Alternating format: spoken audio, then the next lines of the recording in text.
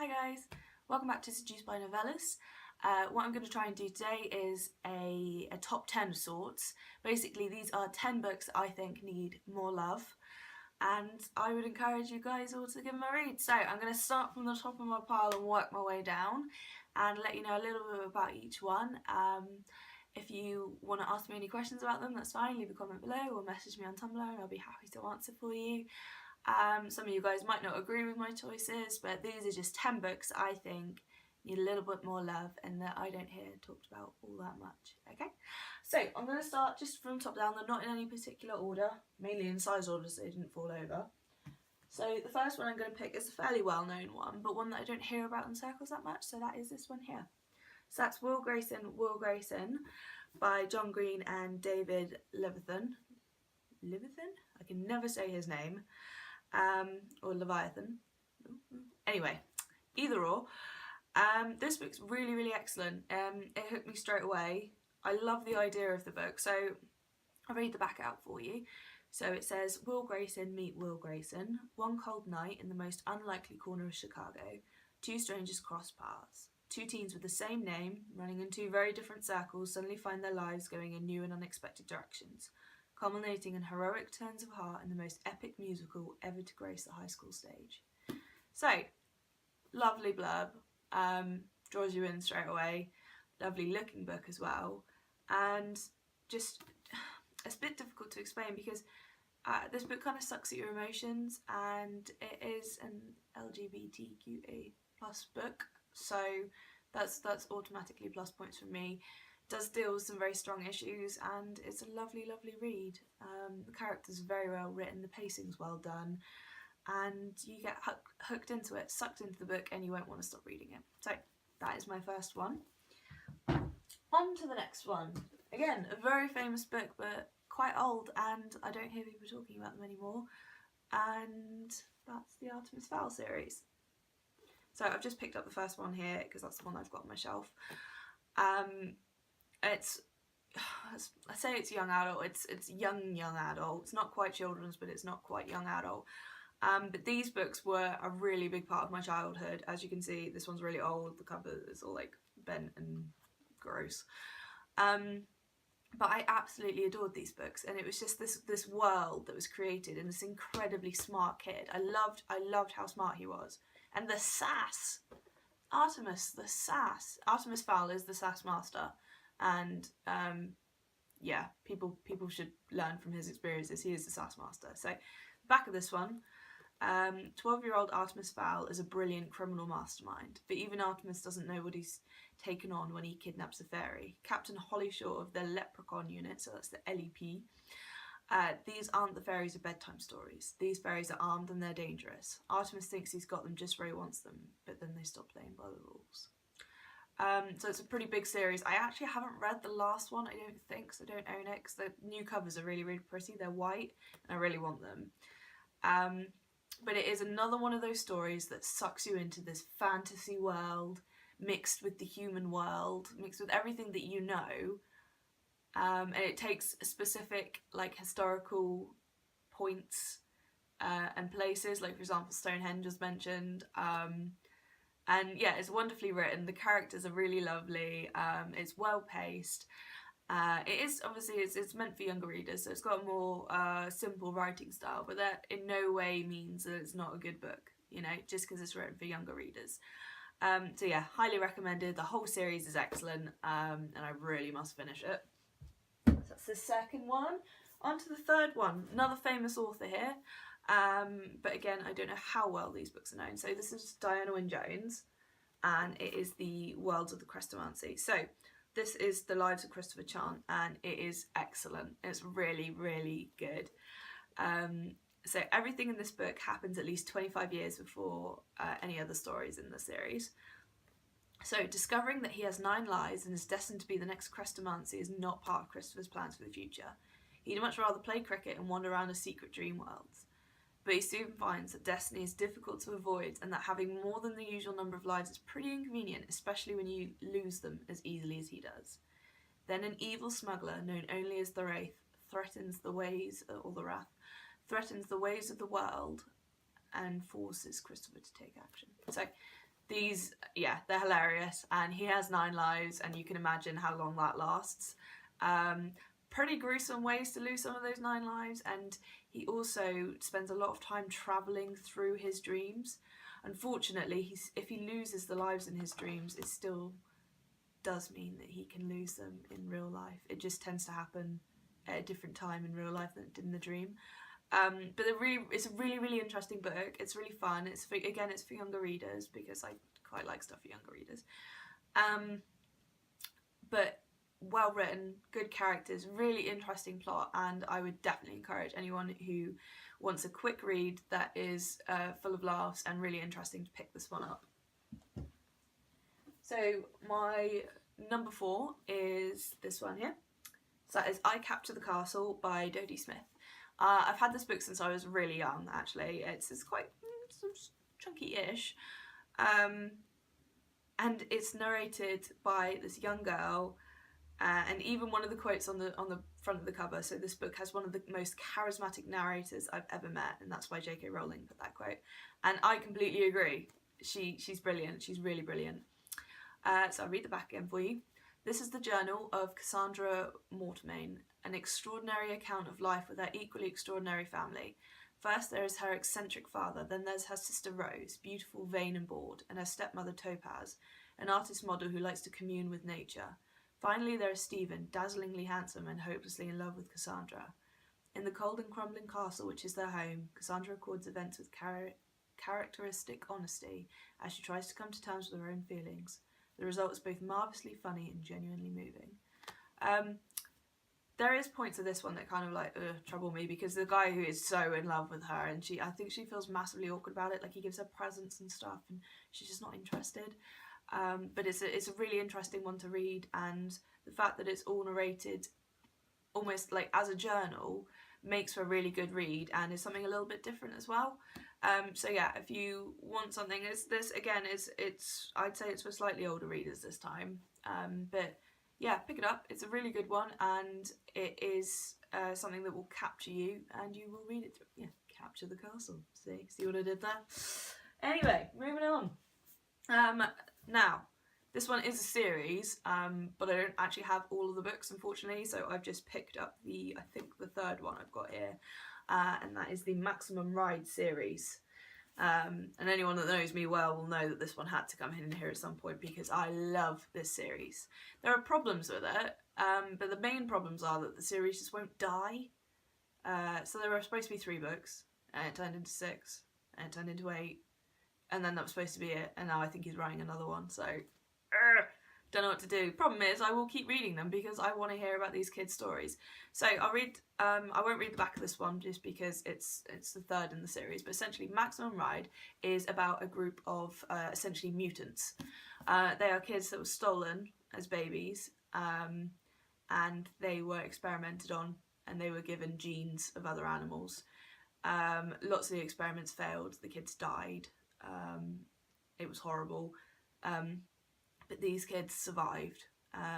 They have 1% avian DNA in them, meaning that yes, they have wings, and their bones are light, and they're strong and fast. They have excellent vision. All of the kids' backstories are quite tragic, and they stick together. They look after each other as a family. Max is the one that leads them, and she is only like, I think, 14, 15 in the first book, and she looks after all of these other kids. And she's like a mum to them, and it's wonderful. But then obviously, of course it does, shit goes down. They can't catch a break. They've got other guys with wolf DNA after them, and people trying to get them back to the school, which is where they were made. And it's just, yeah, it's painful, but it's really, really good. And this whole series is excellent. So yeah, I just grabbed this one, and that's the manga version, and it's beautiful. Like, it's absolutely gorgeous. Really well done. So, it's kind of like a 2-in-1 for these, but if you like kids with wings, and you like fantasy and mutant stuff, and chasing and terror and awesomeness, give them a go. If you don't want to read the book, I would try the manga, because they're very, very similar, except for with, obviously, images. So there's that one. Next one is, I think we're on number 5. Solitaire by Alice Oseman. Quite popular on Tumblr, made the rounds a little while ago. But again, like, not as popular, I suppose, as I feel like it could have been. So Alice is, yeah, she's pretty young. She's at university. I follow her on Tumblr. She's really, really nice. A chronic introvert. So I'll link her below as well. And the book's it's just excellent. So I'll read it back for you again. So it says, I don't ever remember not being serious. As far as I'm concerned, I came out of the womb spouting cynicism and wishing for rain. My name is Tori Spring. I like to sleep and I like to blog. Last year I had friends. Things were very different, I guess, but that's all over now. Now there's Solitaire and Michael Holden. I don't know what Solitaire are trying to do, and I don't care about Michael Holden. I really don't. So, this is pretty cool. It's quite an intense book, actually. It starts off fairly light, but then it moves into some real serious issues and some shit goes down. Bad shit goes down. And it's focused around Tori and her school life and a group called Solitaire, who are fucking shit up, essentially. I won't go into too much detail because I'll give too much away, but it's a really good read. The characters are really interesting. Tori's a brilliant character, really different and interesting to read. And it is just a really nice book, so I would give that a go if you would like to. Next one here is, so this is another LGBTQA+ book, and it's called The Art of Being Normal, and it's by Lisa Williamson, and I just want this book to have more love. I've seen it in a lot more places than it used to be, so I'm really pleased it seems to be picking up a bit. But it's just fantastic, and the issues that are dealt with in this book will move you, really, really will. It's exceptionally well written. The subject is very delicate but very tenderly touched upon, and wow, it's just lovely. So again, I'll read this for you. 2 boys, 2 secrets. David Piper has always been an outsider. His parents think he's gay. The school bully thinks he's a freak. Only his 2 best friends know the real truth. David wants to be a girl. On the first day at his new school, Leo Denton has one goal: to be invisible. Attracting the attention of the most beautiful girl in year 11 is definitely not part of that plan. When Leo stands up for David in a fight, an unlikely friendship forms. But things are about to get messy, because at Eden Park School, secrets have a funny habit of not staying secret for long. So there's a really good twist in this book. It's really interesting. As I said, it deals with some issues that can be obviously quite upsetting. And there are, you know, it's a trans character. So it's really wonderful. And I'd encourage anyone who is interested in reading more about trans characters and LGBT fiction to pick this one up. Alright, next on. Now this is another book for younger readers. Oh, what a shock there. And it's The Confessions of Jodie Nicholson. Now these were a big part of my childhood. They're by Louise Renison. I think, like I mentioned into one of my other videos, Leanne has told me that she's recently passed away, which I was quite upset about because these books are wonderful. They're a huge part of my childhood, and I really think she's a very talented writer. So, you know, I hope she's resting peacefully because she deserves it. So this is awesome, and this is like an omnibus kind of thing. So it's got 3 books. The first 4 books in one. And the way Georgia speaks is hilarious. It's all kind of written in a journal style. She's so funny. It is laugh out loud funny. It is sit on the bus and read this and you will snort and try and stop yourself laughing. It is that funny. So I'll read the back. There are 6 things wrong with my life. Number 1, I have one of those under the skin spots that never comes to a head but lurk in a red way for the next 2 years. Number 2, it is on my nose. Number 3, I have a 3-year-old sister who may have peed somewhere in my room. Number 4, in 14 days the summer holes will be over and I'll be back to Stalag 14 and Oberfrau, Frau Simpson and a bunch of sadistic teachers. 5, I am very ugly and need to go to an ugly home. 6, I went to a party dressed as a stuffed olive. They're just so funny. The first book's called Angus Thongs and Full Frontal Snogging, which you guys may recognise from the film that came out from it. They are such a good read. I have all of them. There are like 8, I think. There are loads. But But yeah, if you want something that's going to give you a good laugh and have some teenage angst and just make you kind of cringe and go, oh my god, definitely go for these ones. So good, so good. Next one. So another underrated book, or book series that I don't really think I see often around, and that is Mallory Blackman. So the first book is called Noughts and Crosses. Unfortunately, I don't have it. I think I don't have Knife Edge either. This is the third one. It's called Checkmate. These are powerful, powerful books. Like on the back, one of the quotes from the Sunday Times, a powerful story of race and prejudice. And it's a very, very cleverly done book, because it goes into racism and prejudice, but it turns it on its head. So for example, people are known as noughts and crosses, okay? So white people are known as noughts and black people are known as crosses. And in this world, the black people are the ones who are on top, the ones who have power. So essentially, like the Caucasians of our world here, you know, because I'm not stupid, you know. I'm very much aware that white people are much more privileged in this world and don't experience prejudice in a way that people of different colours will ever experience. So this book turns it on its head, and in this book, the crosses are on top, and the noughts are the ones who are prejudiced against, and it's seen as wrong. And in the book, it's about a woman who is in love, a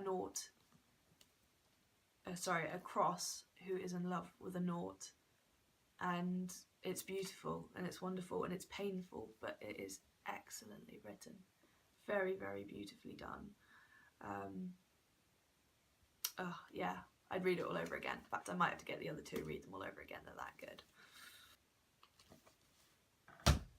Just checking I had that right. Right, okay, so, and my last one on here is, it's quite a big one, and it's not a YA book. Oh my god! It's called The Woods. It's by Harlan Coben, and it's bloody brilliant. It's a thriller. It's very, very gripping, very interesting, brilliant little twists and turns all the way through that you're never going to expect. You know when you read those books and you're trying to figure out what's going on, you're like, I've got it, and then you get to the bit and you're like, shit, I was totally wrong. And that's what happened with this. Normally I'm quite good at guessing things, but this completely threw me. So what I'll do is I'll read it out again for you. So 20 years ago, 4 teenagers at summer camp walked into the woods at night. 2 were found murdered and the others were never seen again. 4 families had their lives changed forever. Now 2 decades later, they're about to change again. For Paul Copeland, the county prosecutor of Essex, New Jersey, grief at the loss of his sister has only recently begun to subside. Cope, as he is known, is now dealing with raising his 6-year-old daughter alone after his wife has died of cancer. Balancing family life and a rapidly ascending career distracts him from his past traumas, but only for so long. When a homicide victim is found with the evidence linking him to Cope, the well-buried secrets of the prosecutor's family are threatened. Is this body one of the campers who disappeared with his sister? Could his sister be alive? Cope has to confront so much he left behind that summer 20 years ago. His first love, Lucy, his mother who abandoned the family, and the secrets that his parents might have been hiding even from their own children. Cope must decide what is better left hidden in the dark and what truths can be brought to the light. Can he find absolution? Yeah, it's wonderful. It's really, really interesting, really good, brilliant plot, well-written characters, excellent pacing. And if you fancy a thriller and you want to pick one up, I'd go for this one. So there you go. So that is my 10 books, my 10 underrated or books that need more love. I hope you enjoyed it. If you want to talk about any of the books, message me on Tumblr or put a comment below. If there's any other questions, again, comment below. If you like this video, thumbs up. And if you want to subscribe, that would be great. So stay tuned for more content coming soon. And thanks for watching, guys. Bye-bye.